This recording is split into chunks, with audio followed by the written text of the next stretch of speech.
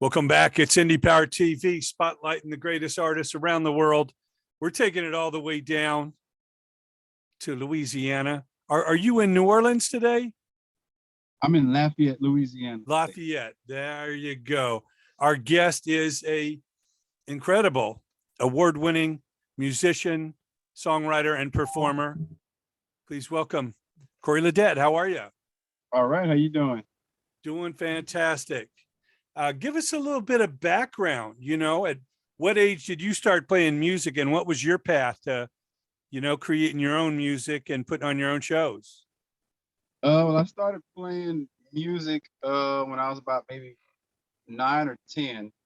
That was like probably around 1991. Just started messing around. I found my grandfather's drums in the garage, and my dad had set them up for me. So I started kind of messing around with them, and that's kind of where it all started for me. And then kind of moved towards the accordion, probably around maybe 12, 12 or 13. Started picking up some stuff.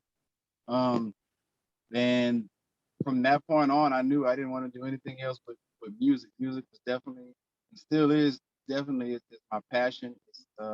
It's what keeps me sane, and started doing the music thing. And growing up in Houston, I'm originally from Houston, but my dad and my family is from Parks, Louisiana. So growing up in Houston, there's a big Creole community in Houston. A lot of people that left Louisiana and moved to Houston for work. So of course, growing up in Houston, they had all the festivals and church dances, and I was playing music there. And then after I graduated high school is when I decided to move back to Parks in Louisiana with the family, to be around the music, to be around the culture. And that's what I did, and been doing that for a living now for 19 years now. And traveled all over the world, been to Moscow, we've been to Malaysia, we've been to Switzerland, we've been to Hawaii, Alaska. I mean, you name it, we've been there. So. Well, we love that. Yeah, our favorite artists are 100% in. It's not a hobby. It's not a part-time thing. It's their life. That's it. It's now, life. who were the artists that you started hearing that really inspired you to make your own music? Because, I know there's a lot of music that we hear, but what are the ones that really spoke to you and said, that's what I want to do? It would have to be Clifton Chenier. He's the king of Zydeco. And actually, my grandfather played with Clifton Chenier in the early days, like before Clifton really got popular. This was like towards the late 40s, early 50s. He was playing drums with Clifton once in a while. So he was the first Zydeco artist I heard. Of course, everybody knows Clifton Chenier. Everybody in my family, of course. So that's all you hear is Clifton Chenier, Clifton Chenier. And then I started listening to a lot of Buckwheat Zydeco. Came up after that, and then Rockin' Dupsy, Buzu Chavez, John Delafonce, Bojack, and just everybody that's coming up, just listening to everybody. Well, that's great. Now, what year did you put out your first album? When was that? The year was 2004 when I put out my first. And how many albums do you have out to date, including your latest one? Including the latest one is 14. Okay. Well, how do you, I know music is an evolution and you never want to just keep doing the same thing. How have you evolved as a musician, and as you get ready to make a new record, what is it that you like to, put in the mix there to, make sure that it's got a little different flavor to it? Well, one thing I'm real into right now, I'm big into right now, is learning the language of my family, which is it's a Creole. It's not really like French. I mean, it's French, but it's a Creole French, and it's a certain dialect that my family speak, and it's called Kourivini. It's Kourivine. I mean Vini, and it's pronounced Kouri Creole. And it's a language that I've heard my whole life growing up. Of course, my dad speaks, and my grandparents, all my cousins. My dad was teaching me when I was younger, then he kind of got away from what I'm into now is the language. Um, and musically, I'm a traditionalist. I can play anything I want to play, but I feel at home. I feel comfortable when I'm in my tradition. And like I say, that the thing I'm into right now is the Creole language, which is a dying language, actually, because all the old people are either they've passed on, or or it might be in the near future. I'm just saying, because the younger people are not picking it up, and I want to not only to pick it up for myself, but maybe influence other people to be like, hey, let me learn that. That's a part of me too. Let me learn that, and let's keep it going, and let's fire it back up and teach the young kids as they come up around in Louisiana, and teach them, and just keep it going. So that's where I am with it right now. Wow. Well, I know as you continue to make new albums and play more shows, there's always a, younger audience that it gets, discovering what you do and this music. Is there anything that you try and do to specifically kind of reach out, not only give the, the more mature, the loyals, what they want, but always try and kind of recruit or help expose, the younger generations? Yeah, like I said, I play all different styles of music.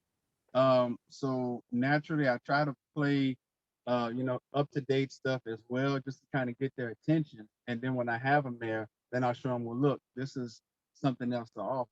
It's kind of like the Clifton Chenier did this in his time. He was playing a lot of R&B music, back in the 50s and 60s, when, R&B was considered, Ray Charles or Etta James or Louis Jordan or something like that of that time. And he would play that music, and then he would sing it in Creole French. So a lot of people think that when they hear a song, they thought it was Clifton's original, when it was a cover. All he did was flip the language, put it in his native language, which is pretty unique, Creole French. And but still, when they hear the song and they recognize it, they're like, okay, I know this song, right? So now that I got you there, let me show you something else. So I guess I'm just trying to, follow the same recipe as Clifton Chenier.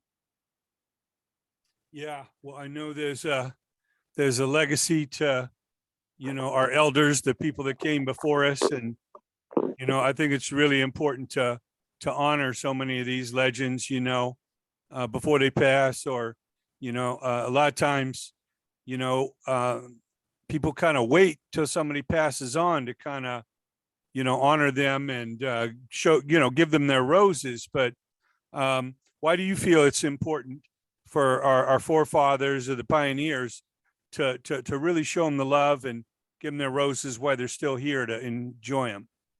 Yeah, I mean, that's definitely very important. It's because, like you just said, they why wait for them to pass on to say, hey, this guy was a legend. He did this, did that. And while he's here, or while people are here doing that thing, it's very important to, like you say, give them their roses. Let them know, hey, look, I appreciate what you started. I appreciate, your contribution to what you've done for the music or culture, or whatever it is that you did. I appreciate that.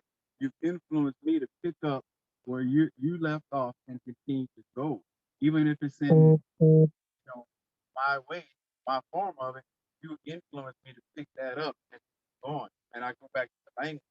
I hope that when the younger people hear my next recording, there's not going to be any English on it at all. It's all going to be in Creole French.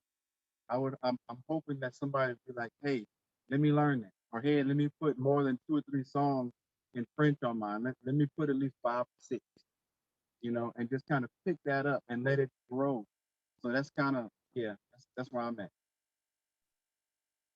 Well, yeah, it's a beautiful thing. Music is such a universal language. Like I say, it's taking you to Russia and Europe and around the world, and it's the one thing that transcends languages and age and religion and race. It's so important. Now, I know you've been nominated for awards. How does that make you feel for some of your peers in the industry to recognize what you're doing? It's a great feeling. I can remember as a kid when I decided that this is what I wanted to do in life. Um, you know, and to have it come to pass, it's an amazing feeling. You know, it really makes me feel good, and I appreciate all that. You know, to the fullest. It's a feeling that is hard to really put into words, but you know, to be nominated for a Grammy or Grammy award is, to me, that right there is a win in itself. You know, because that's gonna follow me throughout the rest of my career, and even after I'm gone, you know, I'm still gonna be that until, you know, they call me for a winner one day, you know, and then when that happens, then that's gonna follow behind. So, but to get recognized, you know, stuff like that, it's an incredible feeling, and I'm very blessed. Yeah, well, I know you probably had mentors that nurtured you, and like I say, you looked up to, and they kind of gave you a spot on stage to come up during their performances. Do Mhm. you also likewise? Do you kind of mentor younger musicians and look to grow some proteges yourself? Yeah, there's a lot of younger people coming up today that they're doing very well, actually. So yeah, when I see one, I try to like let them know, hey, you're doing good. You know, keep that up. You know, and I let them know ahead of time. Look, you're doing well. Just keep doing what you're doing. Don't rush it. You know, don't let it get to you. That's the first thing I tell them. Sometimes, you know, the spotlight can mess your head up a little.